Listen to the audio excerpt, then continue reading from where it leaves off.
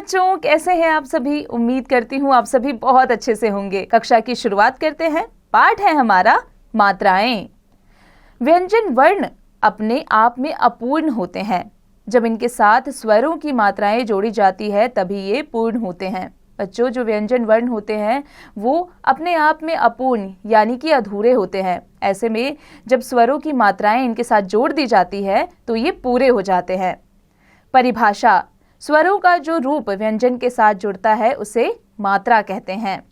स्वरों का मूल रूप, और यहाँ पर है स्वरों की मात्राएं। बच्चों, अ की मात्रा कोई भी नहीं होती है।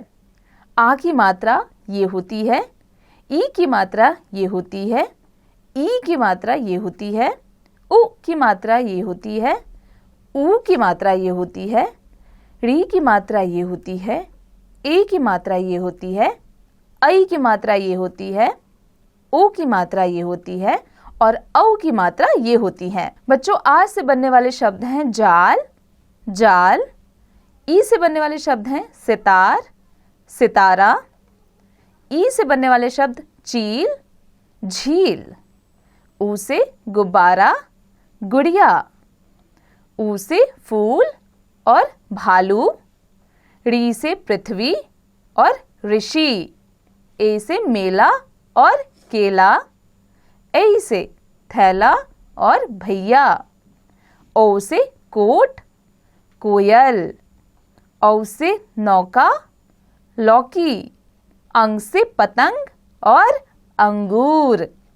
प्रत्येक व्यंजन में स्वर का मेल करने से 12 खड़ी बनती है। 12 खड़ी मात्राओं का ज्ञान है। 12 खड़ी को इस तरह लिखा जाता है जैसे, बच्चों, अ की कोई मात्रा नहीं होती। आ की मात्रा ये है, ई की मात्रा ये है, बड़ी ई की मात्रा ये है, छोटे ऊ की मात्रा ये है, बड़े ऊ की मात्रा ये है, ए की मात्रा ये है, ऐ की मात्रा ये है, ओ की मात्रा ये है, औ की मात्रा ये है, अंग की मात्रा ये है और अह की मात्रा ये है। बच्चों, इसकी मदद से इसका अभ्यास आप स्वयं कीजिएगा। कक्षा में आगे बढ़ते हैं और आ जाते हैं अनुस्वार पर। वर्ण के ऊपर लगने वाला बिंदु अनुस्वार कहलाता है, जैसे पंजा और गंगा। चंद्र बिंदु वर्ण के ऊपर लगने वाला अनुनासिक चंद्र बिंदु कहलाता है, जैसे आंख, पांच आदि। विसर्ग वर्ण के बाद आने वाले बिंदु विसर्ग कहलाते हैं, जैसे प्रातः, अतः आदि। स्वरों की मात्राएं, उनके संकेत चिन्ह। आओ दोहराएं। अ की कोई मात्रा नहीं होती है।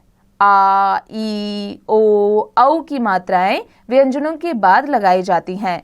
स्वरों का जो रूप व्यंजन के साथ जुड़ता है उसे मात्रा कहते हैं। अब आ जाते हैं बच्चों वाचन कौशल पर। आओ कुछ बताएं। बच्चों, इसका अभ्यास आप स्वयं कीजिएगा।